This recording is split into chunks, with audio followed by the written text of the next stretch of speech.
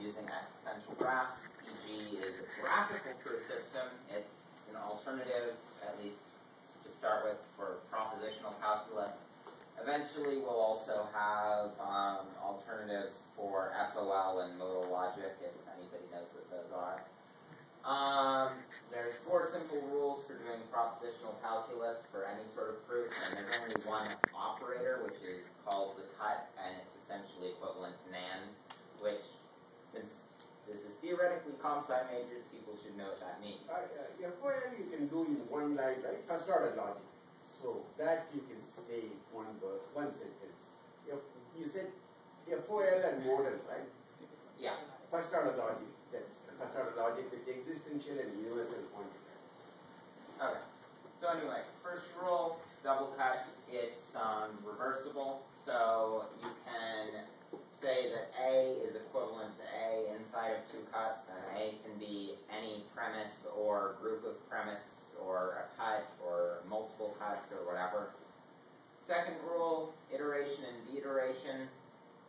You can move a variable into, or copy a variable into a lower level, and you can also, if you have duplicates of the same thing on the same level, you can get rid of one of them, or you can add a duplicate of something on the same level. And if you have lots of layers, you can go as many layers down as you want. Third rule, deletion. You can only do this on even levels. So you can erase anything you want to off of an even level, counting for the base level of 0. And insertion on odd levels, nicely symmetric that. So here's an example proof for A or not A. We start off with the blank canvas, and then we double cut to get, well, a double cut. And then we move over here, and we insert an A there. And iterate the A inside here.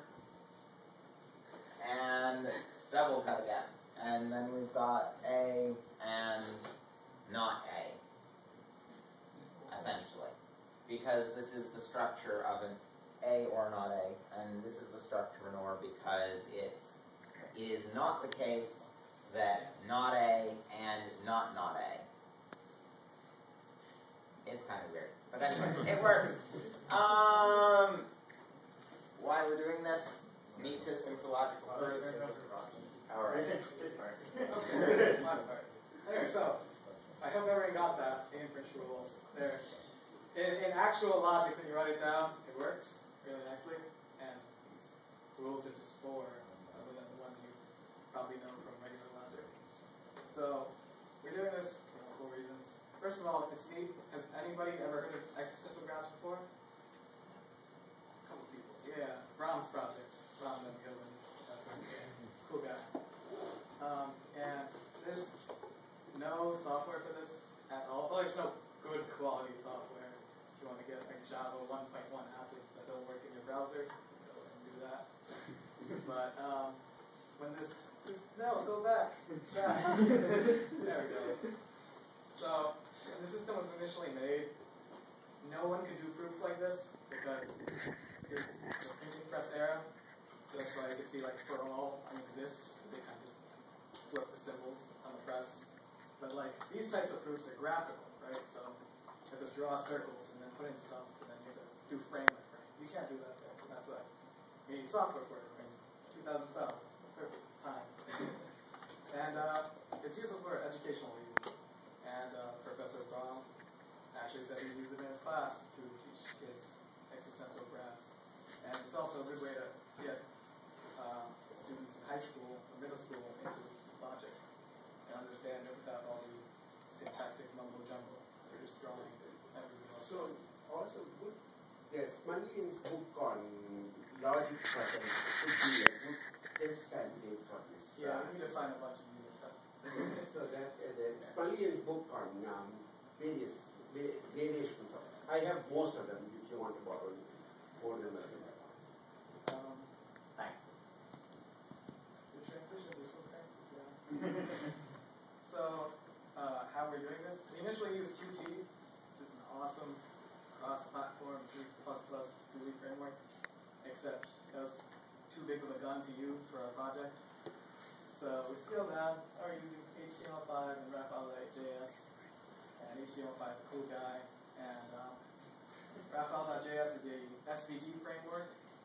And SVG is cross-compatible across mostly just all browsers. And super, super fast, because we're not making a game. This is static stuff that moves around time by time. That's much faster than using like an HTML5 canvas. And I'll put up a blog post about JavaScript libraries and HTML5 stuff over the weekend if you're more interested. And we also want to work on mobile devices, which this does, with some fun stuff added. That's more work. And it's not working on mobile devices yet. Not yet. Yeah, multi-touch is down the road. And it's just one meta at a time, but yeah. And we eventually want to make this so that, you know, a bunch of students can be sitting in the classrooms and they can all be working on the same proof area, right?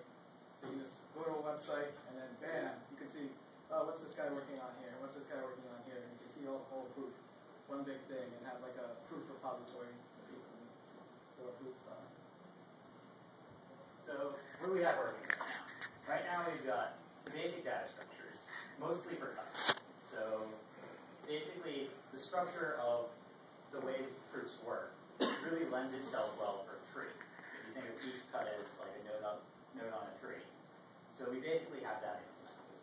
You can also graphically display and interact with these cuts, move them around, do some cool stuff with that.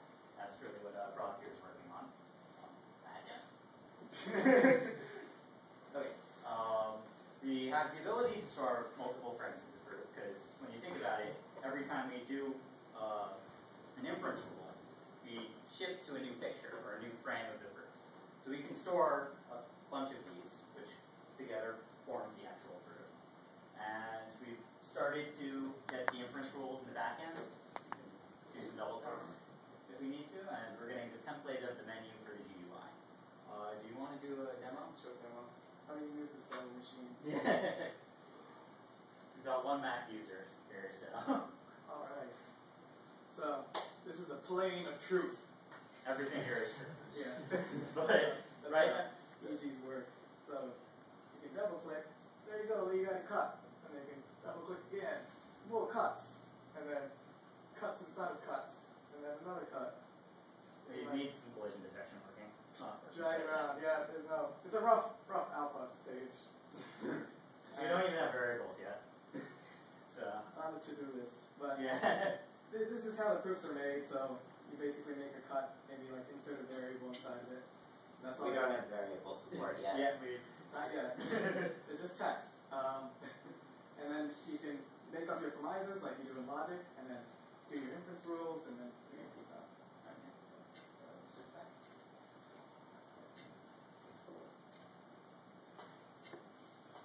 Okay. So, now, what we plan to do for this semester, basically, get it working. We're starting this from scratch. So, right now, as you see, we can start constructing things, but we don't actually have the capacity to even do a simple proof yet.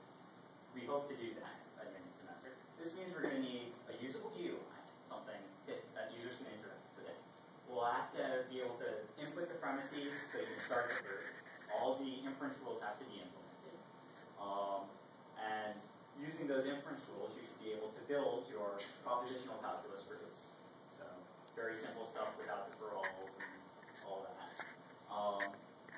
Also, we hope to show like a few previous steps and have like a little bar at the bottom that shows like a little timeline of how your proof is changing. So you can go back and change things. If you say, oh, this is a bad idea, you can go back to an earlier state and proceed from there. Like undo and redo.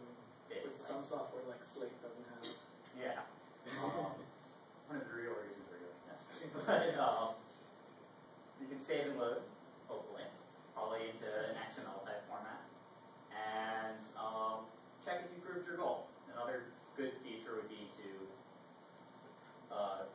in the beginning, say what your goal is, and then have a little check mark once you reach it.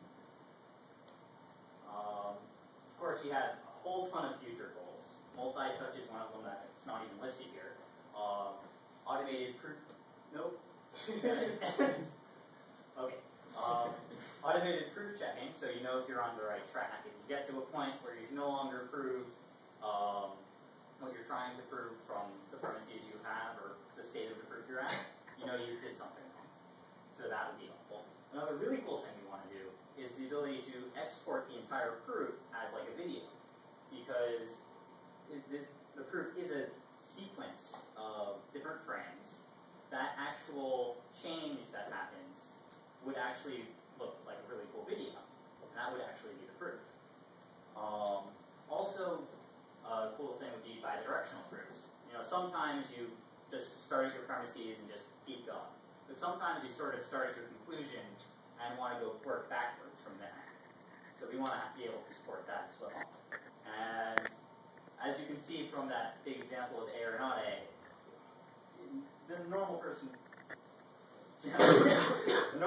wouldn't really be able to tell that that was actually A or not A, because it's a cut with an A in it, and then two cuts with an A in it.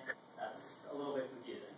So if you hope to maybe make a way to translate from normal notations into existential graphs. And as said before, we hope to eventually support higher orders of logic, like first order and more. So, any questions? Not that our computers can. Questions? Questions? You said you had plans for video. Do you have any ideas on how you implement that? Not really at the moment. I mean, what's basically going to happen is when we have this down, we'll have, and you do your proof, we're going to have every single frame of the proof stored. So maybe using some sort of delay, it should be basically a sequence of static frames, like a slideshow, is really what it's going to be. Right, I guess I'm asking about the actual generation of the video. I would be impressed, but I am not saying it's impossible to generate video from JavaScript or from a page. Yeah, actually, Raphael doesn't exactly take care of that, but like doing the animations and stuff, that makes the videos look cool. It's easily doable in it. And just kind of working That's a future goal that's, after we have all of this working, we're going to start thinking about that.